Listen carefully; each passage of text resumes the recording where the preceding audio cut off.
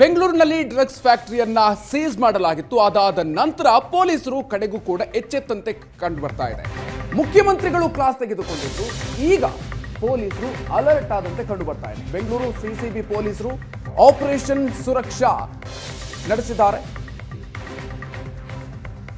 ಕಸದಲ್ಲೂ combing, ಪಾಳು ಬಿದ್ದಂತಹ ಜಾಗದಲ್ಲೂ combing ನಡೆಸಲಾಗಿದೆ. ಸಿಸಿಬಿಯಲ್ಲಿರುವ 6 ವಿಂಗ್ಗಳಿಂದ operation ನಡೀತಾ ಇದೆ. ಪ್ರತಿದಿನ ಒಂದೊಂದು ಠಾಣಾ ವ್ಯಾಪ್ತಿಯಲ್ಲಿ ಇಂಚಿಂಚು ಸರ್ಚ್ ಮಾಡೋದಕ್ಕೆ ಮುಂದಾಗಿದ್ದಾರೆ. ಪೆಟ್ಟಿಗೆ ಅಂಗಡಿ, ಲಾಡ್ಜ್, ಪಿಜಿ ಹುಡುಕಾಟವನ್ನು ಮಾಡಿದ್ದಾರೆ, ಸರ್ಚಿಂಗ್ ಮಾಡಿದ್ದಾರೆ. ಈವರೆಗೂ ಕೂಡ 43 NDPS ಕೇಸನ್ನು ದಾಖಲಿಸಿಕೊಳ್ಳಲಾಗಿದೆ. 28 ಜನ ರೌಡಿ ಶೀಟರ್ಗಳಿಗೆ ಮತ್ತೆ ವಾರೆಂಟ್ ಜಾರಿ ಮಾಡಿದ್ದಾರೆ. ಅವರನ್ನ ವಶಕ್ಕೆ ಪಡ್ಕೊಂಡಿದ್ದಾರೆ. ಟೈಡಲ್ ಮಾತ್ರೆ ಅನಧಿಕೃತವಾಗಿ ಮಾರಾಟ ಮಾಡಿರೋದು ಕೂಡ ಈ ಸಂದರ್ಭದಲ್ಲಿ ಬೆಳಕಿಗೆ ಬಂದಿದೆ. 2 ಮೆಡಿಕಲ್ ಶಾಪ್ನಲ್ಲಿ ಅನಧಿಕೃತವಾಗಿ ಮಾರಾಟ ಮಾಡ್ತಾ ಇದ್ದಿದ್ದು ಕೂಡ ಗೊತ್ತಾಗಿದೆ. ಪ್ರತಿ ಠಾಣಾ ವ್ಯಾಪ್ತಿಯಲ್ಲಿ ಇಂಚಿಂಚು ಸರ್ಚಿಂಗ್ ಮಾಡ್ತಾ ಇದ್ದಾರೆ ಪೊಲೀಸರು. ರಾತ್ರಿ 10:30 ನಂತರ ರಸ್ತೆಯಲ್ಲಿ ಅನುಚಿತ ವರ್ತನೆ ಮಾಡಿದ್ರೆ ಅವ್ರ ಮೇಲೂ ಕೂಡ ಕೇಸ್ ಹಾಕಲಾಗ್ತಾ ಇದೆ. ರಸ್ತೆಯಲ್ಲಿ ಕುಳಿತು ಕುಡಿದ್ರು ಕೇಸ್ ದಾಖಲಿಸಿಕೊಳ್ಳಲಾಗ್ತಾ ಇದೆ. ಜೊತೆಗೆ ವೀಲಿಂಗ್ ಮಾಡಿದ್ರು ಕೂಡ ಕೇಸ್ಗಳನ್ನು ದಾಖಲಿಸಿಕೊಳ್ತಾ ಇದ್ದಾರೆ. ಸೊ ಈ ರೀತಿಯಾಗಿ ಪೊಲೀಸರು ಈಗ ಎಚ್ಚೆತ್ತುಕೊಂಡಿದ್ದಾರೆ.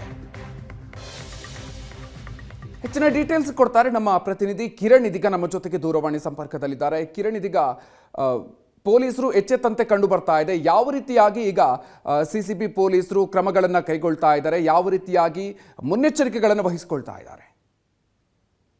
ಖಂಡಿತ ಮಧುಸೂದನ್, ಬೆಂಗಳೂರು ಸೇರಿದಂತೆ ರಾಜ್ಯದಲ್ಲಿ ಸಾಕಷ್ಟು ಡ್ರಗ್ಸ್ ಪ್ರಕರಣಗಳು ವರದಿ ಆಗ್ತಾ ಇದ್ದು. ಅದರಲ್ಲೂ ಮುಖ್ಯವಾಗಿ ಬೆಂಗಳೂರು ಸೇರಿದಂತೆ ಮೈಸೂರಿನಲ್ಲೂ ಸಹ ಡ್ರಗ್ಸ್ ಫ್ಯಾಕ್ಟರಿಗಳು ಸಹ ಪತ್ತೆಯಾಗಿತ್ತು. ಈ ಹಿನ್ನೆಲೆಯಲ್ಲಿ ಸಿಎಂ ಕೂಡ ಪೊಲೀಸರು ಇಲಾಖೆಗೆ ಸಾಕಷ್ಟು ಕ್ಲಾಸ್ ಅನ್ನ ತೆಗೆದುಕೊಂಡಿದ್ರು, ಮೀಟಿಂಗ್ ನಡೆಸಿದ್ರು. ಈ ಹಿನ್ನೆಲೆಯಲ್ಲಿ ಬೆಂಗಳೂರು ಪೊಲೀಸರು ಎಚ್ಚೆತ್ತುಕೊಂಡಿರ್ತಕ್ಕಂಥದ್ದು. ಅದರಲ್ಲೂ ಮುಖ್ಯವಾಗಿ ಸಿಸಿಬಿ ಮತ್ತೆ ಲೋಕಲ್ ಪೊಲೀಸರು ಏನಿದ್ದಾರೆ, ಮಹಾರಾಷ್ಟ್ರ ಮತ್ತೆ ಇತರ ಪೊಲೀಸರು ಬಂದು ಬೆಂಗಳೂರು ಮತ್ತೆ ಮೈಸೂರಿನಲ್ಲಿ ಸರ್ಚ್ ಮಾಡ್ತಾ ಹಿನ್ನೆಲೆಯಲ್ಲಿ ಫುಲ್ ಅಲರ್ಟ್ ಆಗಿರ್ತಕ್ಕಂಥದ್ದು. ಹೀಗಾಗಿ ಎಲ್ಲಾ ಕಡೆನೂ ಸಹ ಸರ್ಚ್ ಮಾಡೋದಕ್ಕೆ, ಕೂಬಿಂಗ್ ಮಾಡೋದಕ್ಕೆ ಸಿಸಿಬಿ ಮತ್ತೆ ಸ್ಥಳೀಯ ಪೊಲೀಸರು ಮುಂದಾಗಿದ್ದಾರೆ. ನಗರದಾದ್ಯಂತ ಆಪರೇಷನ್ ಕೂಬಿಂಗ್ ಆರಂಭ ಮಾಡಿರ್ತಕ್ಕಂಥದ್ದು. ಅದರಲ್ಲಿ ಸಿಸಿಬಿ 6 ವಿಂಗ್ಗಳೇನಿದ್ದಾವೆ, ಪ್ರತಿದಿನ ಒಂದೊಂದು ವಿಂಗು ಒಂದೊಂದು ಠಾಣಾ ವ್ಯಾಪ್ತಿಯಲ್ಲಿ ಇಂಚಿಂಚು ಸರ್ಚ್ ಮಾಡ್ಲಾಗ್ತಾ ಇದೆ. ಪ್ರತಿದಿನ ಠಾಣಾ ವ್ಯಾಪ್ತಿಯ ಮೆಡಿಕಲ್ ಶಾಪ್, ಹಳೆ ಗೋಡಾನು, ಪಾಳು ಬಿದ್ದ ಪೆಟ್ಟಿಗೆ ಅಂಗಡಿ, ಲಾಡ್ಜು, ಪಿಜಿ, ರೌಡಿ ಶೀಟರ್ ಮನೆಗಳು ಮತ್ತೆ ಎಲ್ಲಾ ಕಡೆನೂ ಸಹ ಸರ್ಚ್ ಅನ್ನ ಮಾಡ್ತಾ ಇದ್ದಾರೆ. ಸರ್ಚಿಂಗ್ ಸಂದರ್ಭದಲ್ಲಿ ಈಗಾಗಲೇ ಈ 43 NDPS ಕೇಸ್ಗಳನ್ನ ದಾಖಲು ಮಾಡಿರ್ತಕ್ಕಂಥದ್ದು. ಇದೇ ನಡುವೆ ಟೈಡಲ್ ಅಂತ ಏನು ಮಾತ್ರೆ, ಅದು ನಿಷೇಧಿತ ಮಾತ್ರೆ, ಅದು ಕೂಡ ಡ್ರಗ್ಸ್ಗೆ ಸಂಬಂಧಿಸಿದ ಆ ಮಾತ್ರೆಗಳನ್ನ ಸಹ ಮೆಡಿಕಲ್ ಶಾಪ್ಗಳಲ್ಲಿ ಮಾರಾಟ ಮಾಡ್ತಾ ಇದ್ರು. ಇದ್ರ ಬಗ್ಗೆನೂ ಸಹ ಕೇಸ್ ಅನ್ನ ಮಾಡಿದ್ರೆ, ಇನ್ನು ತಲೆಮರೆಸಿಕೊಂಡಿದ್ದಂತ 28 ರೌಡಿ ಶೀಟರ್ಗಳ ಮೇಲೆ ಅವರನ್ನ ವಶಕ್ಕೆ ಪಡೆದು ಅವ್ರಿಗೆ ವಾರೆಂಟ್ ಜಾರಿಯಾಗಿತ್ತು. ತಲೆಮರೆಸಿಕೊಂಡ ಓಡಾಡ್ತಾ ಇದ್ರು. ಅವರನ್ನು ಕೂಡ ಸರ್ಚ್ ಮಾಡೋ ಪ್ರಯತ್ನ ಆಗ್ತಾ ಇರ್ತಕ್ಕಂಥದ್ದು.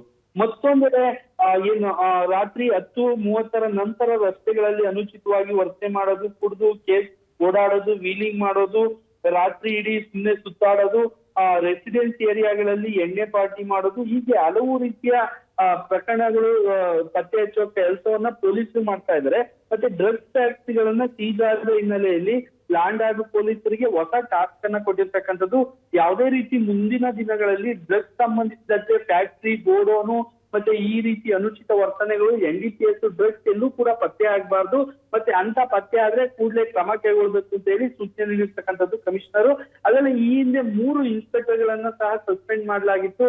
ಬಾಗ್ಲೂರು, ಹೌಲಹಳ್ಳಿ ಮತ್ತೆ ಕೊತ್ನೂರು ಇನ್ಸ್ಪೆಕ್ಟರ್ಗಳನ್ನ ಡ್ರಗ್ಸ್ ಫ್ಯಾಕ್ಟರಿಗಳು ಪತ್ತೆಯಾದ ಹಿನ್ನೆಲೆಯಲ್ಲಿ ಅವರನ್ನ ಸಸ್ಪೆಂಡ್ ಮಾಡಿದ್ರು. ಈಗ ಮುಂದಿನ ದಿನಗಳಲ್ಲೂ ಸಹ ಇದೇ ರೀತಿ ಏನಾದ್ರು ಪತ್ತೆ ಆದ್ರೆ, ಇಷ್ಟು ಸರ್ಚ್ ಮಾಡಿದ್ರು ಪತ್ತೆ ಆದ್ರೆ ಮುಂದಿನ ದಿನಗಳಲ್ಲಿ ಕಠಿಣ ಕ್ರಮ ಕೈಗೊಳ್ಳುವಂತೆ ಸಹ ಕಮಿಷನರ್ ಸೂಚನೆ ಕೊಟ್ಟಿದ್ದಾರೆ. ಹೀಗಾಗಿ ಸಾಕಷ್ಟು ಎಲ್ಲಾ ಪೊಲೀಸರು ಅಲರ್ಟ್ ಆಗಿ ಬೆಂಗಳೂರಿನಾದ್ಯಂತ ಕೂಬಿಂಗು ಮತ್ತೆ ಸರ್ಚಿಂಗ್ ಮಾಡ್ತಾ ಇರ್ತಕ್ಕಂಥದ್ದು. Madhukar, okay, thank you Kiran ಡೀಟೇಲ್ಸ್ಗೆ.